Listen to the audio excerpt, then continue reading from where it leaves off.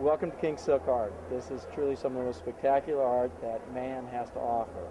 What you're seeing is this is all silk embroidered, and it comes from a province in China called Suzhou. And this art has been done for over 2,000 years. There are families that were put there by the emperor to embroider his robes. What they do is they'll take all the silkworms, they put them in these baskets and feed them on mulberry leaves.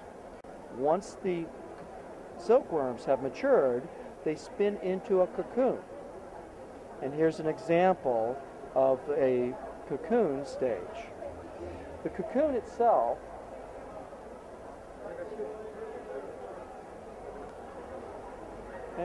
and what they do with this is they'll take a vegetable dye, permeate the silk with the dye. So what you're looking at is an organic to an organic.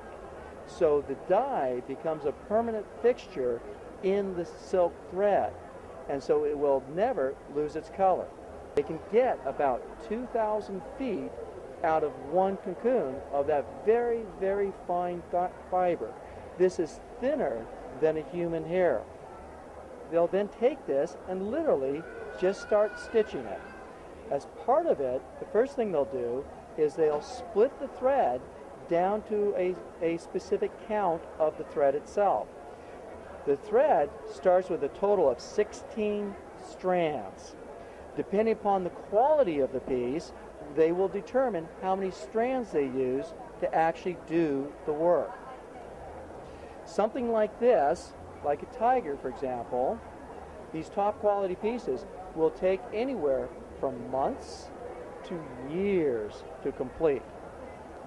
So if we look, for example, at the back of one piece, and here you can actually see that how lovely it actually is. And if you were to rub your hands over it, you can actually feel the little knots. This is actually one of the key elements to tell you that this has actually been stitched by hand.